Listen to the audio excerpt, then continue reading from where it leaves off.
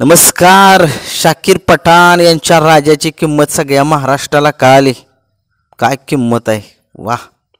शेवटी किंमत होते, ज्याचा बैल पळतो त्याचा किंमत होतेच आणि व्हायलाच पाहिजे.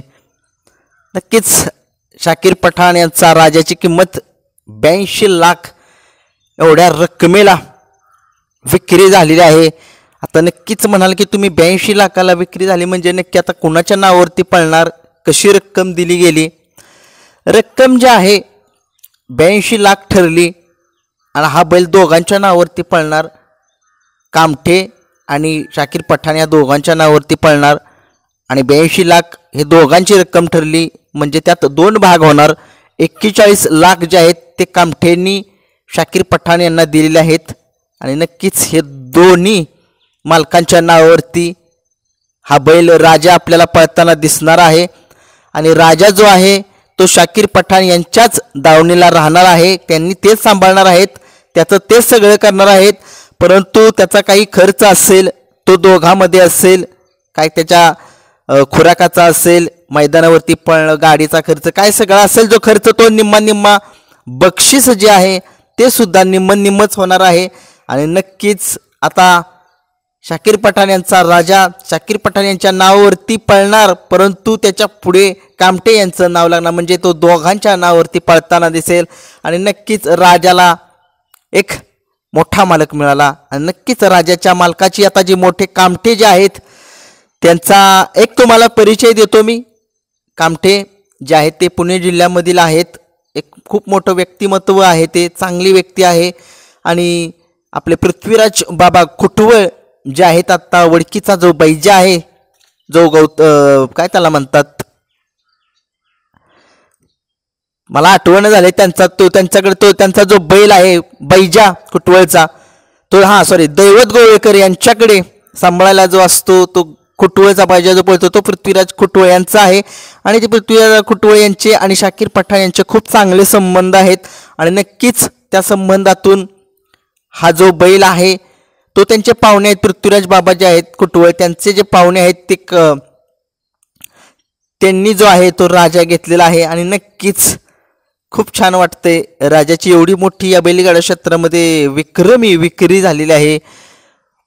वाह. आणि खरेदी सुद्धा विक्रमीच म्हणावी लागेल. आणि नक्कीच त्यांनी जे आहे ते पाठारे यांनी सगळ्या महाराष्ट्राला माहिती आहे काय. त्यांनी रात्री काल बघितला मी एक व्हिडिओ. त्या व्हिडिओमध्ये ज्यावेळेस व्हिडिओ कॉल लावला त्यांच्या आई होत्या, डोळ्यात पाणी आलं, त्यांच्या मन भरून आलं. त्यांच्या मुलाने त्यांचा मुलगा जो आहे तो फॉर्च्युनर बुक करणार होते. जे आता राजाचे मालक जे आहेत ते फॉर्च्युनर बुक करण्यासाठी जात होते, परंतु त्यांनी एक विचार केला, फॉर्च्युनर घेऊन काही उपयोग नाही आहे. आपल्या घरात वस्तू पाहिजे जे आपल्या वडिलांचं नाव संबंध महाराष्ट्रामध्येच नव्हे तर बाहेरच्या देशामध्ये जेवढी बैलगाडा शर्यत बघितली जाते त्या लोकांसाठी आपल्या वडिलांचं नाव समजावं नक्की. आणि नक्कीच राजाच हे करू शकतो असं त्यांना माहीत होतं. आणि आत्ता त्याचं फ्युचर बघितलं त्यांनी की राजाचं फ्युचर जे आहे खूप मोठं आहे. तो 2 वर्षाचा आहे राजा आणि आता तो दुसरा आहे. आणि नक्कीच संबंध महाराष्ट्राला एक त्या राजाला वेळ लावले त्याच्या पळण्याच्या जोरावरती. नक्कीच त्यांच्या मातोश्री जे आता राजाचे जे मालक आहेत त्यांच्या मातोश्री यांना कॉल ज्यावेळेस लावला डोळ्यातून पाणी आलं.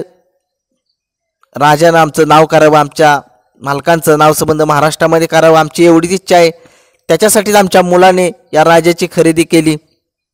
आणि नक्कीच खूप खूप छान वाटलं. त्या मातोश्रीच्या डोळ्यात पाणी आलं, खूप डोळे भरून आले, माझेसुद्धा डोळे भरून आले. कारण की बघा आजकाल या जगामध्ये व्यक्ती कोणी असू द्या, पैशासाठी कोणीही करत नसतं.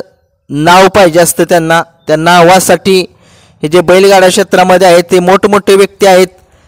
ते बैल जो आहे तो नावासाठी पळवला जातो. आणि मालकाचं नाव संबंध महाराष्ट्रातच नव्हे तर महाराष्ट्राच्या बाहेर आपलं जे नाव आहे तो बैल करत असतो. आणि नक्कीच राजा करणार त्यांचं नाव. आणि राजाचा पळ संबंध महाराष्ट्राला माहिती आहे काय पळतो राजा. आणि नक्की त्या राजाला खूप साऱ्या मी शुभेच्छा देतो की राजानं त्यांचं नाव संबंध महाराष्ट्रात करावं. खूप खूप शुभेच्छा राजा. आणि नक्कीच राजाचा इतिहास सगळ्या महाराष्ट्राला माहीत आहे की तो काय पळतो. आदत वयापासून आपण सगळं श्रेय जे आहे ते सम्राटला देतोय, परंतु नाहीये, हा सुद्धा या बैलात काहीतरी धमक आहे, त्याच्यामुळेच तो पळतो. एकटा बैल पळून कधीच चालत नाही, दुसराही बैल पळावा लागतो, त्याच्याशिवाय गाडी जिंकत नसते. आणि नक्कीच ती गाडी जी आहे राजा अवघड आहे. राजाची गाडी याला हरवणं अवघड आहे आता, कारण की राजा टॉपच्या पायऱ्यात पळतो. राजा टॉपच्या पायऱ्यात पळतो आणि सगळ्यांना माहित आहे शाकीर पठाण यांची ओळख खूप आहे आणि नक्कीच टॉपच्याच पायऱ्यात राजा असणार. आणि 100% नाही, जे कोण आता मालक आहेत राजाचे, त्यांनी फक्त आणि फक्त आता गुलालच घ्यायचे, कारण की राजा गुलालाचा बेताज बादशाह. आणि ज्यावेळेस मोठं मैदान असेल त्या मोठ्या मैदानामध्ये कुणाचीही गाडी तो हरवू शकतो, सहज हरवते. बघितलंय मी, काय बी फेकत नाहीये. राजाने कमाल केली, मोठे मोठे महारथी हरवलेत. राजाचा इतिहास कमी आहे पण तो सांगण्या इतका आहेच, कारण की ज्याचा बैल पळतो त्याचं नाव होतंच आणि होणारच. आणि नक्कीच आता एक वेगळा विषय घेतो, राजा आणि चिमण्या या दोघांमध्ये बेस्ट कोण. आता मी कम्पेअर करू शकत नाहीये, परंतु चला काही कमेंट्स होत्या, मला त्यांचं उत्तर देतो मी. राजा की चिमण्या, आता सध्या तरी चिमण्याचा आहे बेस्ट, परंतु अजून एकमेकांच्या विरोधात अजून ते पळले असतील मला आठवत नाहीये. पण ज्यावेळेस ते सेमीला किंवा गटाला कधीच लागू शकत नाहीत, लागतील एखाद्या मोठ्या मैदानामध्ये लागतील. सेमीला आणि फायनलला जर ही गाडी चुकून जर आली तर कोण गाडी मारेल, कोण कोणाची गाडी हरवेल, 100% सांगतो राजाच बेस्ट आहे.